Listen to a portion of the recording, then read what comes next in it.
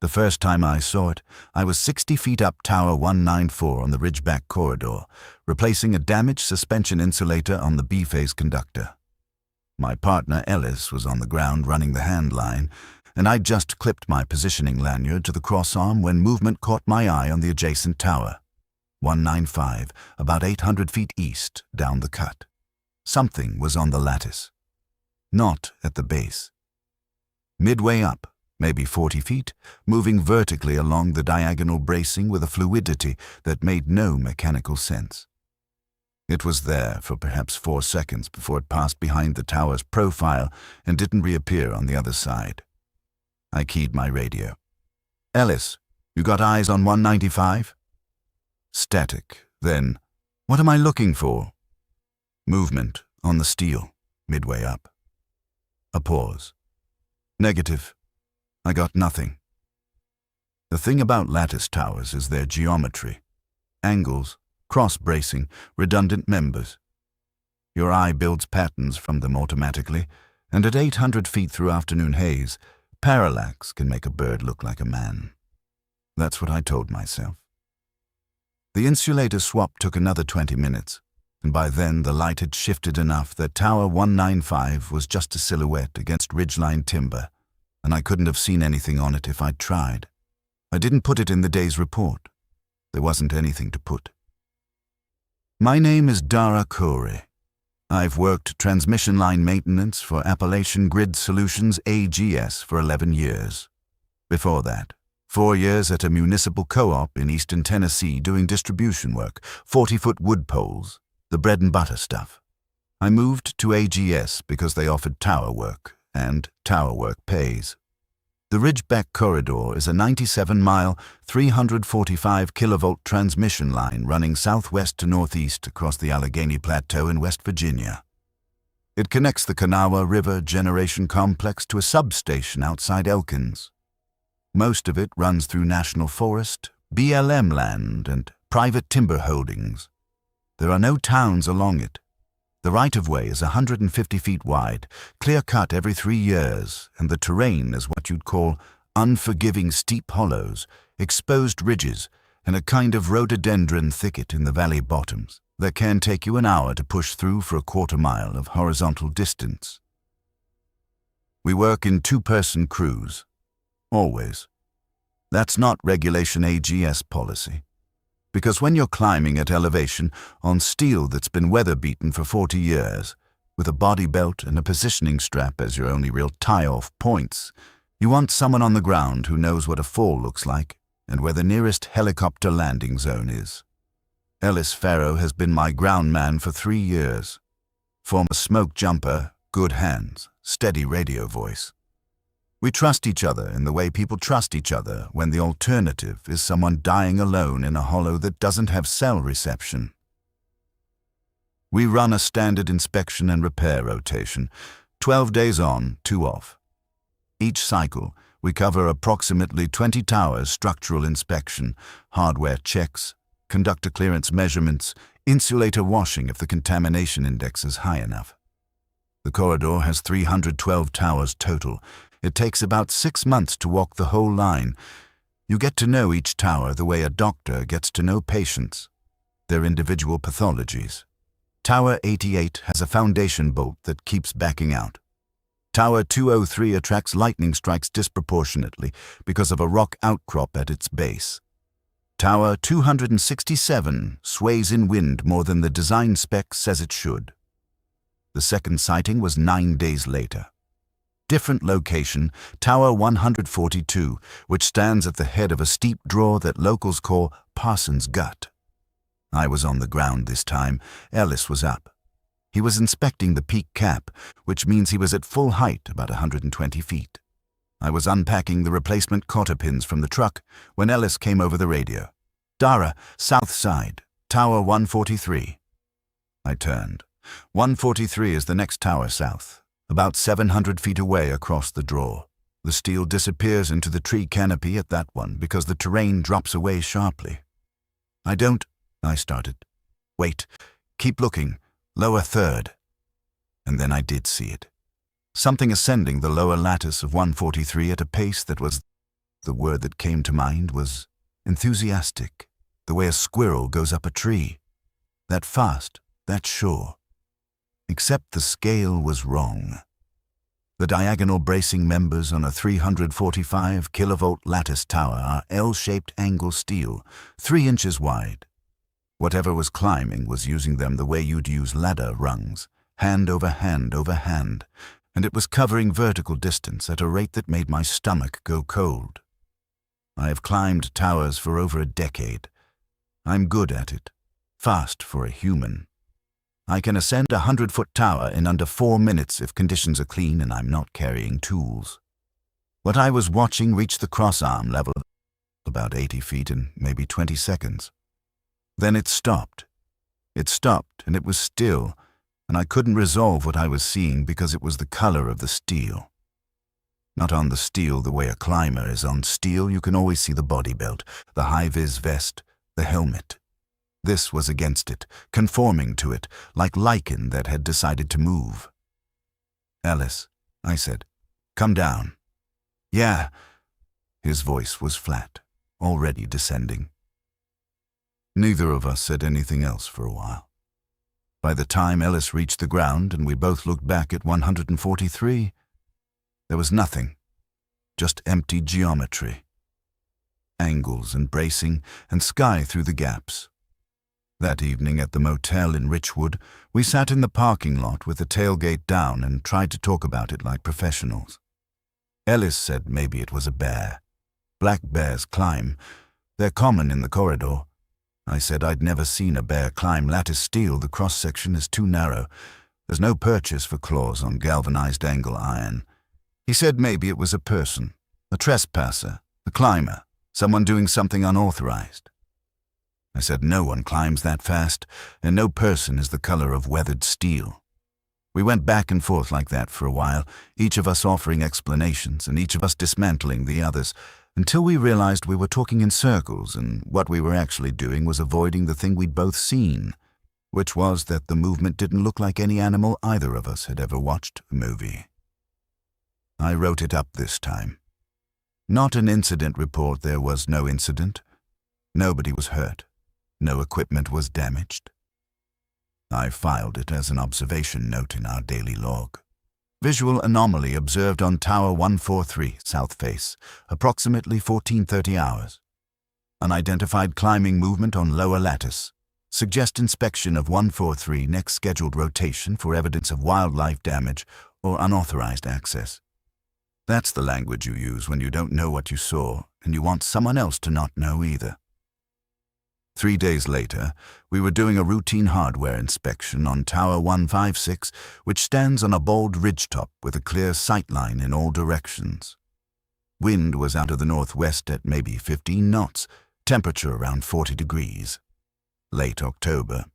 The oaks in the hollows had turned, but the ridges were already bare. You could see a long way. I was on the tower, maybe 70 feet up, about to transition past the lower crossarm when I heard Ellis key his radio. He didn't say anything at first, just an open mic. I could hear wind and his breathing. "Dara." Then nothing. "Go ahead. Turn around, slowly."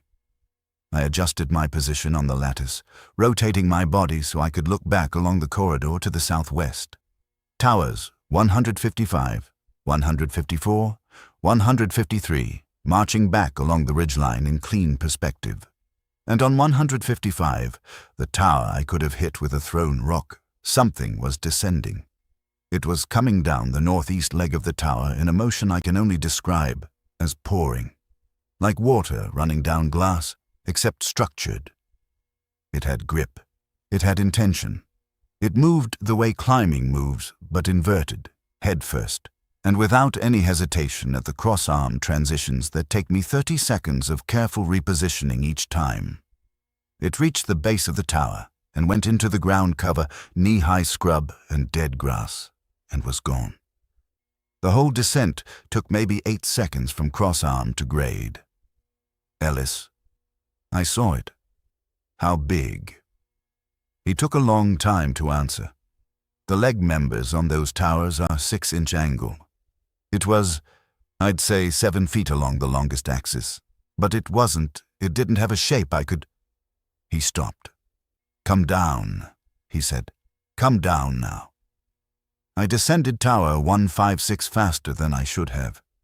Gaff work on lattice is precise. You're placing your feet on narrow steel members, and if you miss, you swing into the bracing or you fall. I moved fast enough that I cut my forearm on a bolt head and didn't notice until I was on the ground, and Ellis pointed at the blood running into my glove. We drove back to Richwood, and I called our district supervisor, a man named Pete Garland. I told him what we'd seen, all 3 times. I was very careful with my language. I used words like observed, apparent, unidentified. I did not say creature. I did not say thing. Pete listened without interrupting, then asked me if either of us had been drinking. I told him no. He asked if we'd been sleeping adequately. I told him yes. He said he'd flag it for the wildlife liaison and asked us to continue our rotation as scheduled. The wildlife liaison never contacted us.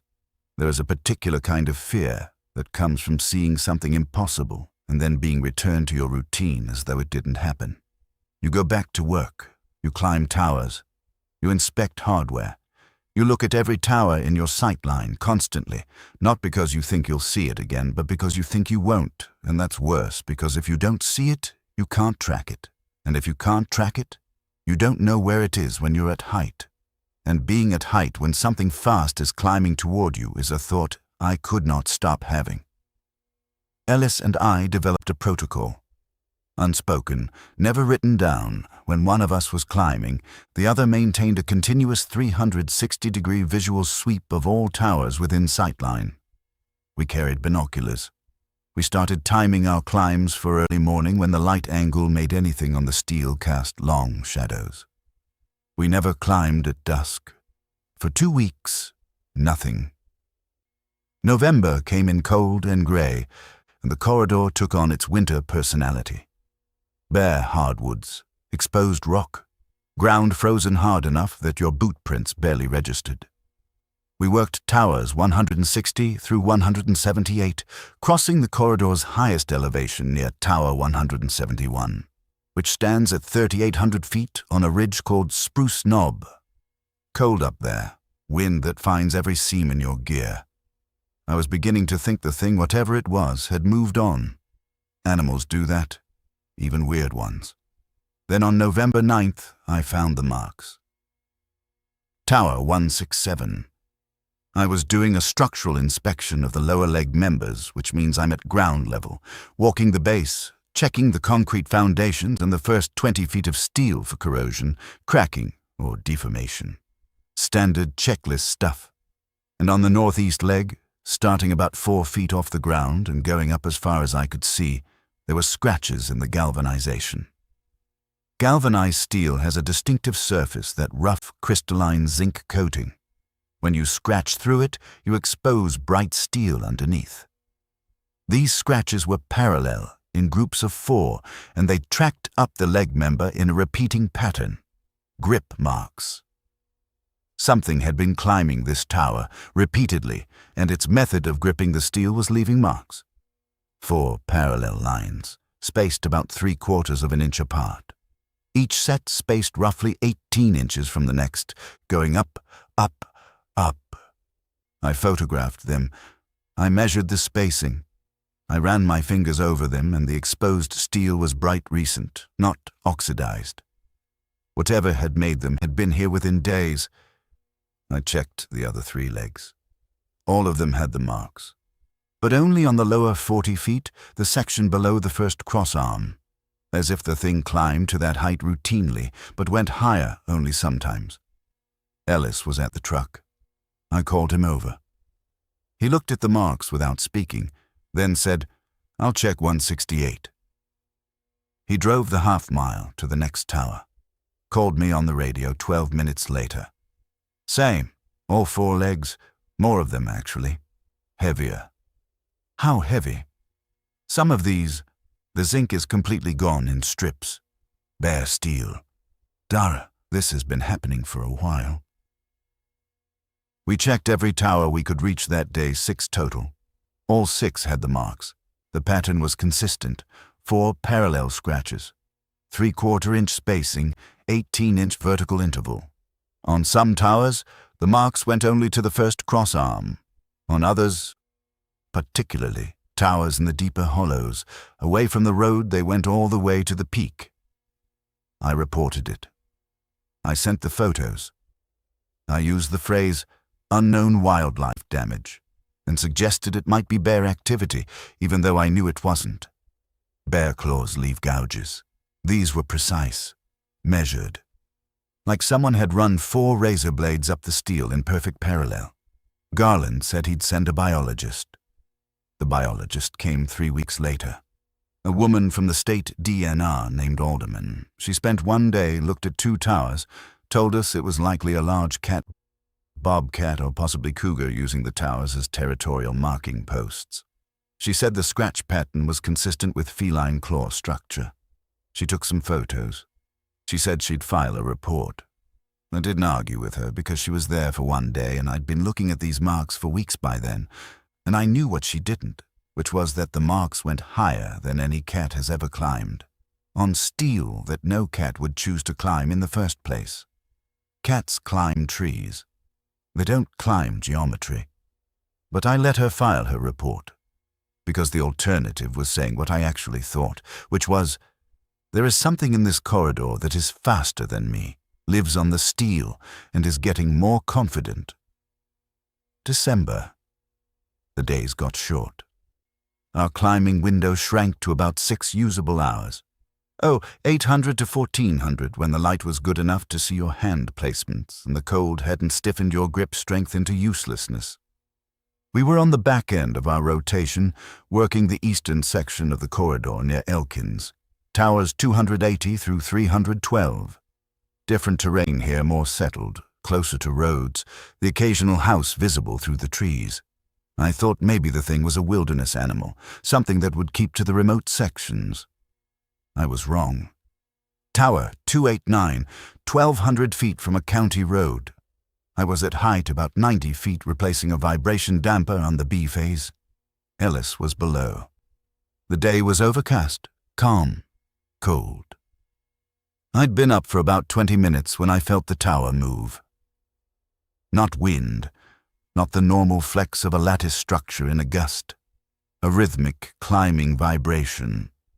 The kind you feel when another person is on the tower and their weight is shifting member to member as they ascend.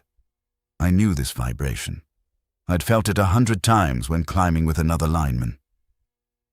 I was alone on this tower. I looked down. Ellis was directly below, looking up at me. His posture changed, stiffened, and he keyed his radio. "Dara, west leg. It's on the west leg." I was on the east face. The tower's body was between me and whatever was climbing the opposite side. I could not see it, but I could feel it. Every shift of weight translated through the steel frame into the member I was standing on, into the positioning strap I was leaning into my hands on the bracing. It was climbing fast. The vibration frequency was increasing, which meant the intervals between footfalls were getting shorter, which meant it was accelerating. I have never been so aware of being strapped to a fixed point 100 feet in the air with nowhere to go. "How far?" I said. 60 feet, 70. "It's Dara. It's coming up to your level." The vibration plateaued, stayed constant. Whatever was climbing had reached my height and stopped. 90 feet up, on the opposite face of the tower, perhaps 15 feet from me through the lattice. I could hear it.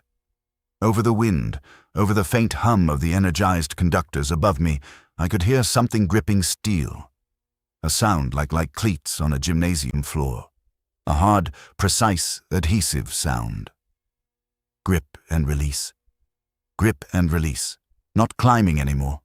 Adjusting, shifting its weight the way you do when you're settling into position. "Ellis." My voice was very quiet.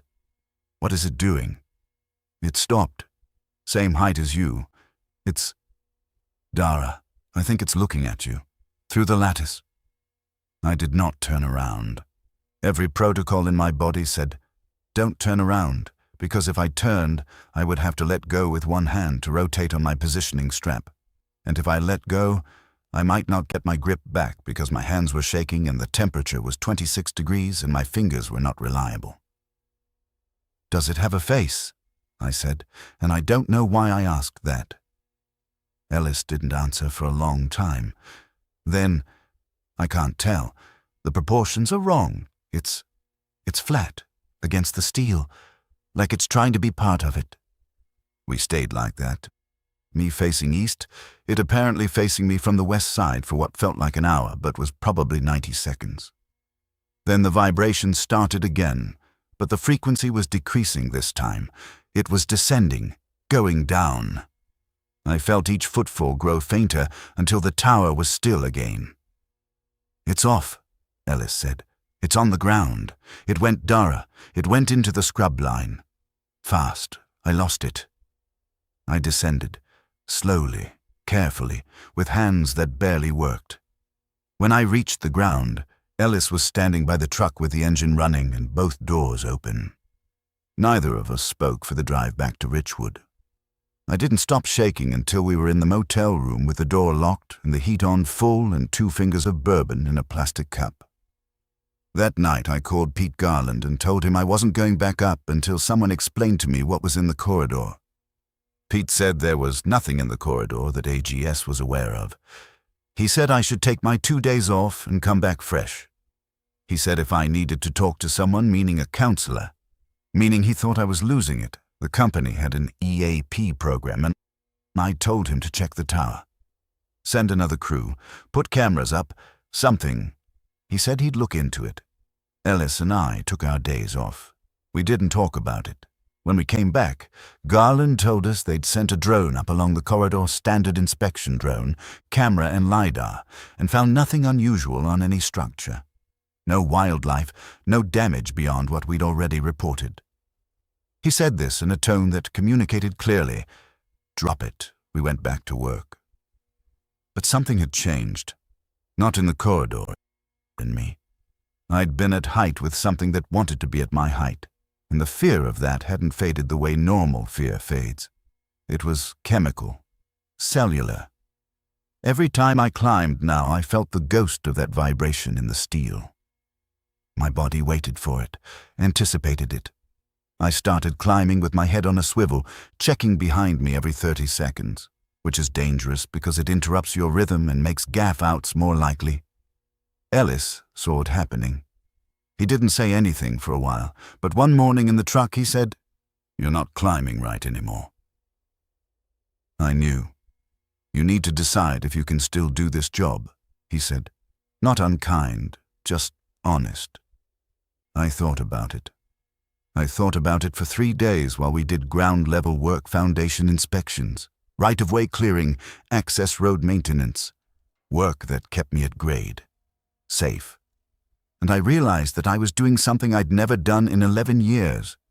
I was afraid of height, not of falling. I'd long since made peace with falling. I was afraid of what was up there with me. That's when I started looking at the corridor differently, not as a series of structures to maintain, but as a habitat. Something lived here. Something used these towers. And if I thought of it that way ecologically, not supernaturally, then I could ask the right questions. What was it eating? Where was it sleeping? Why the towers, specifically? Was it territorial? Was there one or many? I started checking the base of every tower for evidence. Scat, fur, feeding remains. I found nothing biological, but I found more marks. Not just on the legs on the cross arms now, on the conductor attachment hardware, on the peak caps at the very top. And the marks were changing. The early ones had been rough 4 parallel scratches, irregular depth, like something learning to grip. The newer ones were cleaner, fewer and sharper, confident, as if the thing's technique was improving. I also found that certain towers had more marks than others. Towers in deep hollows, moderate marking. Towers on ridge lines, heavy marking. Towers near roads or habitation, minimal or none. The thing or things preferred elevation, preferred exposure. preferred the places where the wind was strongest and the sight lines were longest. I mapped it, quietly, on my own time, using our maintenance GPS and a notebook. Over 3 weeks, I checked 60 towers and rated them on a scale of 1 to 5 for marking density. The heat map was clear, the thing concentrated in the high, remote section of the corridor between towers 140 and 200. The section we'd been working when we first saw it, and there was one tower that was off the scale. Tower 171, Spruce Knob, the highest point on the corridor. Every member of that tower, from base to peak, was scratched. The zinc coating was gone from entire sections of the leg members. The bare steel underneath was developing surface rust, which meant the climbing had been happening long enough for oxidation to progress. Months, maybe years. I went up Tower 171 on a clear January morning with new eyes. I wasn't inspecting the line anymore. I was inspecting the habitat. And what I found at the peak changed my understanding of everything. The peak cap of a lattice tower is a triangular steel plate that sits at the apex, where the 4 legs converge to a point. On 171, the peak cap had been modified. That's the only word. Several of the bolts had been removed, not sheared off, removed, the nuts unscrewed and missing. 2 of the diagonal bracing members near the peak had been bent outward, creating a cavity in the lattice geometry that shouldn't exist. And inside that cavity, wedged between members at the very top of a 120-foot tower on a 3,800-foot ridgeline in January, was a collection of objects. Hardware, bolts, cotter pins, insulator caps, suspension clamps. All of them taken from towers. I recognized the types, the sizes, the wear patterns. There were maybe 30 pieces total, arranged in no order I could discern. Not a nest exactly, more like a cache. The way a corvid collects shiny things, except corvids don't unbolt hardware from energized transmission structures. I didn't take anything. I photographed it, measured the cavity dimensions, noted the modified bolting, and descended. On the ground, I told Ellis what I'd found. His face went through something I hadn't seen before, a transition from tension to something almost like recognition. "It's building something," he said. "It's collecting." "No. Look." He pulled up the photos on my phone, zoomed in. The bolts. They're organized by size. The suspension clamps are all from the same phase position. It's sorting them. I looked again. He was right. I hadn't seen it in person because I'd been too focused on the wrongness of the whole picture, but in the photos, the organization was apparent. Like items grouped with like, categorized. "That's not animal behavior," Ellis said. "I know. That's not any behavior I know a word for." We sat with that for a while. January into February. The cold deepened. We kept working. I kept mapping. And then 2 things happened in quick succession that made me understand the situation was not stable. First, I found a second cache.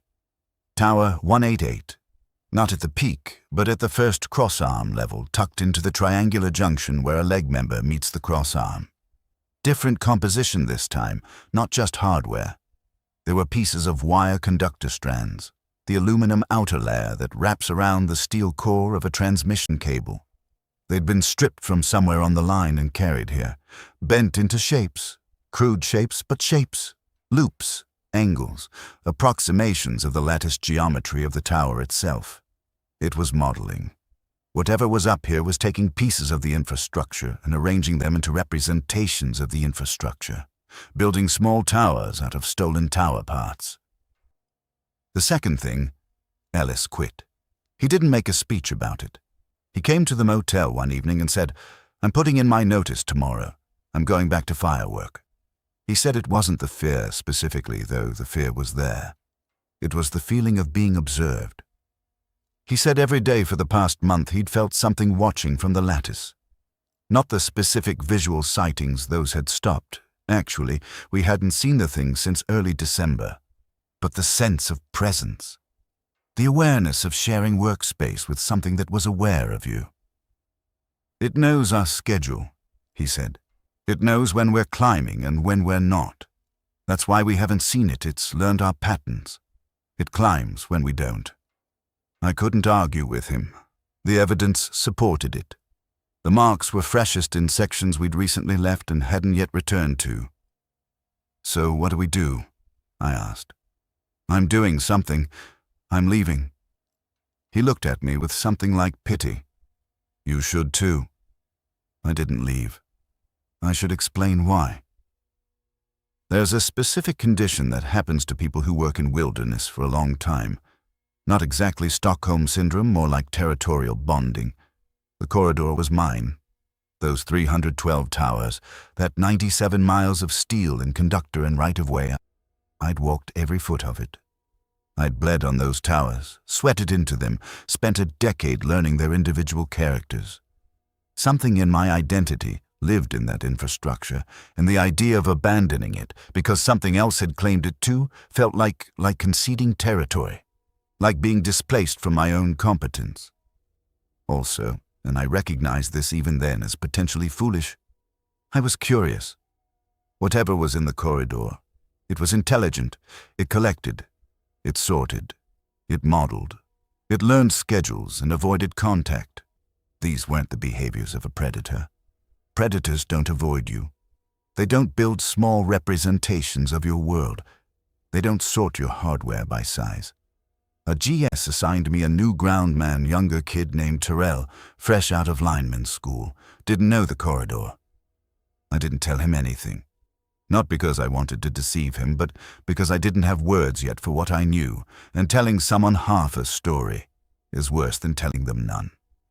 3 weeks into our rotation, late February, Terrell and I were working Tower 204, a standard inspection. I was at height, he was below.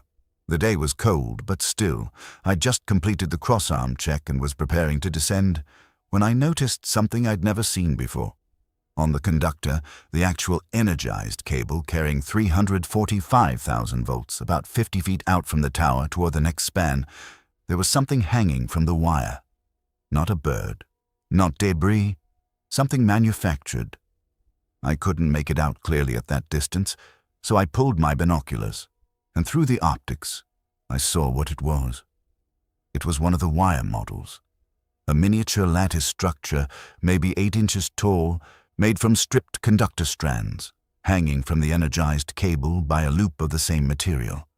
It was dangling in the wind, rotating slowly, catching light. Something had gone out onto a live 345 kilovolt conductor, where the electric field alone would kill any animal, where even a human in full protection works only with specialized equipment and procedures, and hung an object from it. Not just near a tower where you might reach with an extended arm. 50 feet out onto the span. In open air, with nothing to climb on except the wire itself. I didn't tell Terrell what I was looking at. I descended, got in the truck, drove to the next tower, and looked at the span from the other end. I could see two more wire figures, hanging from the conductor at irregular intervals along the span. Over the following days, I checked every span I could see clearly.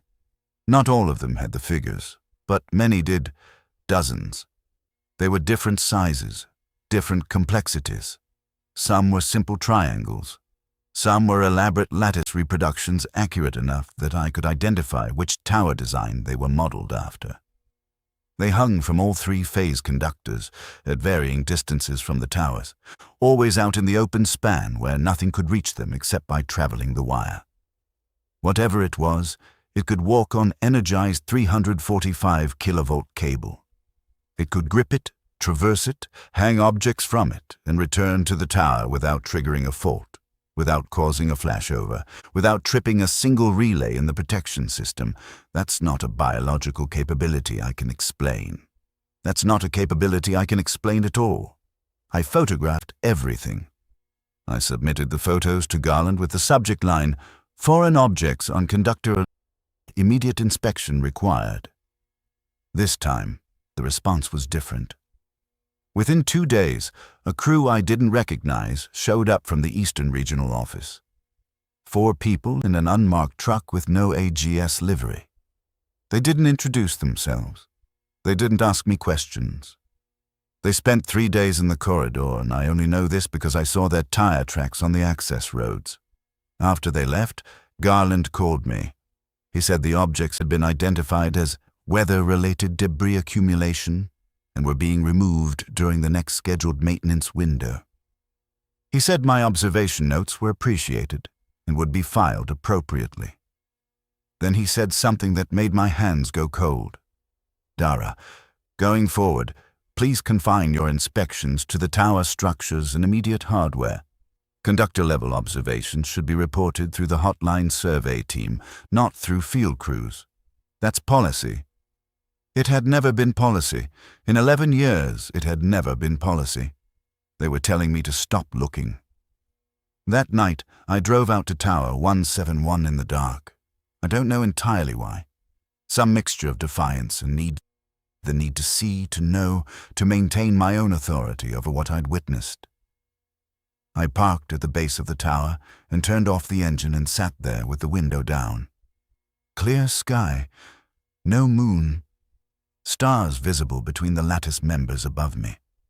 The tower hummed the constant low drone of 345 kilovolt corona discharge, the sound the air itself makes when it's under that much electrical stress.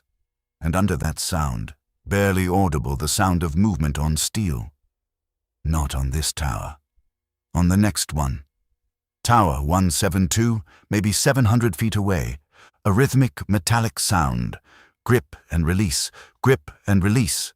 Climbing. Then another from a different direction. Tower 170, behind me. The same sound. Then a third, distant but unmistakable. The characteristic ring of weight shifting on lattice steel carried across the winter air. Not one. Never just one. I started the truck and drove. I drove until the corridor was behind me, and the road met the highway, and there were street lights and gas stations and the normal infrastructure of human settlement. I didn't sleep that night. The next morning, I submitted my resignation from Appalachian Grid Solutions. 2 weeks' notice, effective immediately, citing personal reasons. Garland accepted it without comment. I got the feeling he'd been expecting it. I've been off the corridor for 3 months now. I took a job doing electrical work for a construction company in Morgantown, indoor stuff, commercial wiring, nothing above 30 feet. Safe work, human scale work. I should be fine. But here's the thing that keeps me up. The thing I turn over and over in the dark. Those wire figures on the conductors. The little lattice models. I keep thinking about what Ellis said. It's building something. And I keep thinking about the progression. First it learned to climb the towers. Then it learned to cache materials. Then it began sorting, categorizing, modeling. Then it reproduced the tower geometry in miniature. Then it went out onto the conductors, the thing it shouldn't have been able to touch, and placed those models in the open, where anyone looking up would eventually see them. That's not hiding. That's not avoiding contact. That's display. It was showing us what it could do, what it had learned, what it understood, and the thing I cannot stop thinking. The thing that follows me into every room, every lit space, every comfortable 20 feet of human altitude is what comes after display. In any species, in any intelligence. After an organism shows you what it can do, after it demonstrates mastery of your tools and your territory and your infrastructure, it makes contact. I watch the power lines now. Everywhere I drive, everywhere I walk, I look up at the towers and the conductors and I search for the little figures. I haven't seen any outside the corridor. Not yet. But last week, driving on I-79 north of Fairmont, I passed under a 500 kilovolt line, different utility, different corridor entirely, 200 miles from Ridgeback. And I saw marks on one of the towers. 4 parallel scratches on the lower leg member.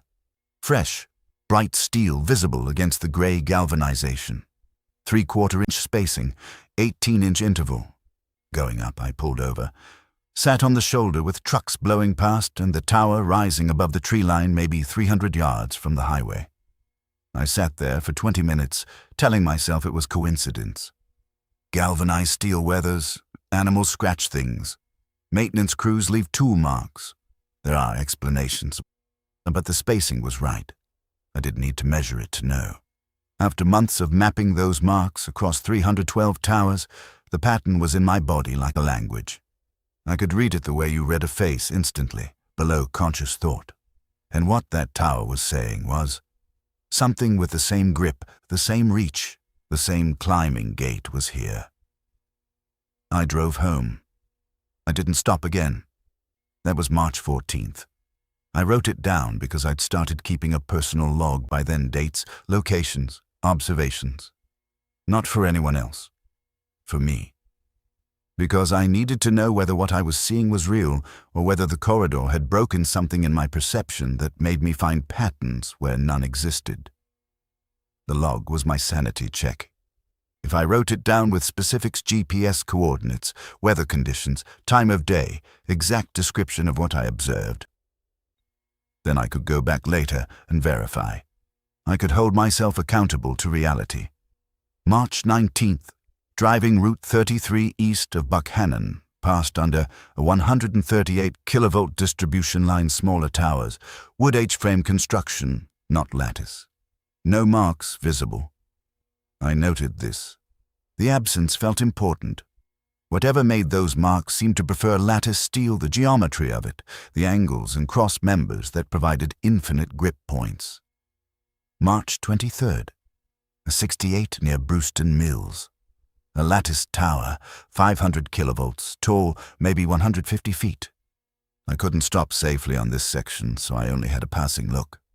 But I was watching for it specifically now, and I thought I saw marks on the lower northeast leg. Couldn't confirm.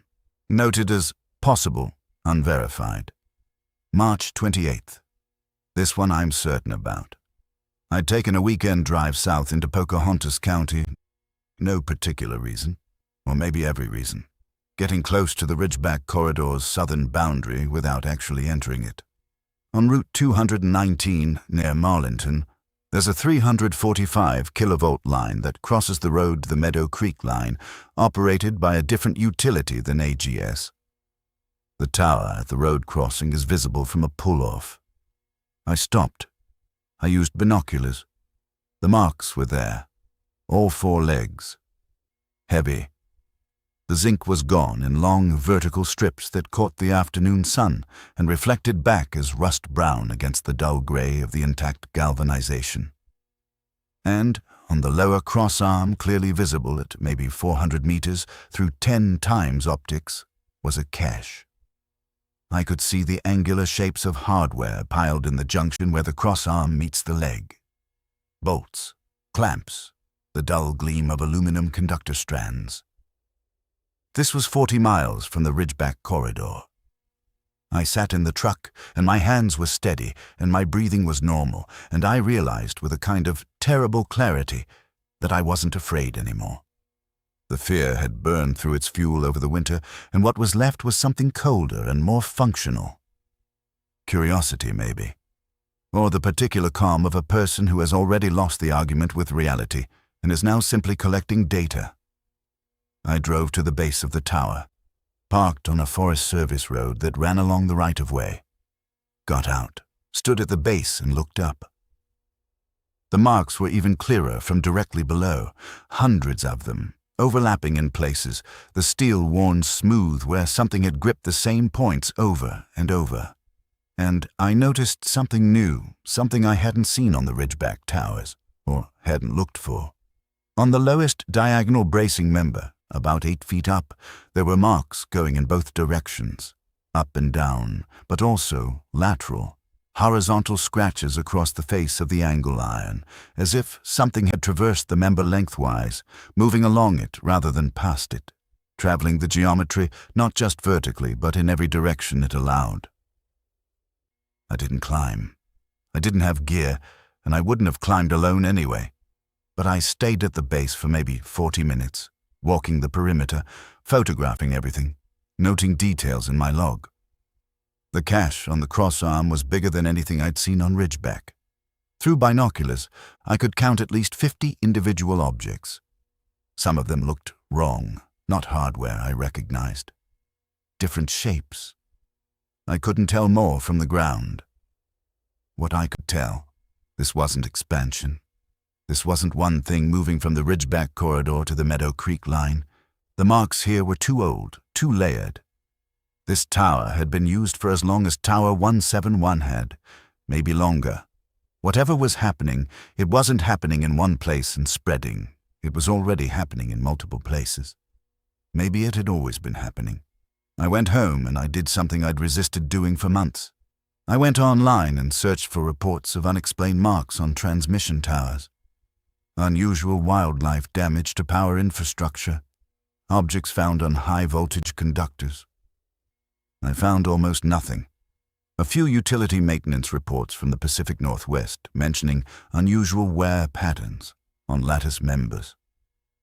A thread on a lineman's forum from 2019 where someone in Montana asked if anyone had ever seen scratches on their towers that didn't look like any animal I know. 2 responses. One person said bears, the other said vandalism. Thread dead. Then I found the photos. A retired lineman in eastern Kentucky had posted to a personal blog, one of those sites with 12 followers, and no comments. He'd worked for a rural electric cooperative for 30 years, retired in 2021. Among his retirement posts, a set of photos from his last year on the job. Towers in the Daniel Boone National Forest. Lattice steel, 161 kilovolt construction, and in the background of one photo he'd been photographing a hawk's nest on a crossarm. There was something on the adjacent tower. A shape on the lower lattice that was the wrong color, the wrong proportion, the wrong everything. He hadn't commented on it. Maybe he hadn't noticed it in the frame. Maybe he had, and didn't have words for it either. I downloaded the photo. Zoomed in until the pixels degraded. The shape was indistinct, but it was there. Elongated, flush against the leg member, 4 points of contact visible where limbs or whatever served as limbs gripped the steel. The same flat, conformal posture Ellis had described. Trying to be part of it. Eastern Kentucky, West Virginia, Montana, the Pacific Northwest. I stopped searching after that. Not because I'd found enough, but because I'd found too much. Because what was emerging was not a local phenomenon, not an invasive species establishing territory in one mountain corridor. Something was living on the transmission grid, on the lattice, on the steel, distributed across how much? The country? The continent? How many towers are there in the United States? I looked it up. Over 700,000 transmission structures. Over 160,000 miles of high-voltage line. A web of steel geometry covering every mountain range, every valley, every state, the largest habitat in the country that nobody ever looks at. I stopped keeping the log in mid-April. Not because the observations stopped, but because they became constant. Every lattice tower I saw, I checked. And most of them, not all, but most had the marks, faint on some, heavy on others. Once you knew what to look for, once you had the alphabet of it in your eyes, you couldn't not see it. 4 parallel lines, 3/4-inch spacing, going up. I started sleeping poorly, not from nightmares I didn't dream about it, from the specific insomnia of a mind that won't stop calculating, trying to estimate population from marking density, trying to extrapolate behavior from evidence distribution, trying to understand what something wants when its only observable actions are. Climb, cache, sort, model, display.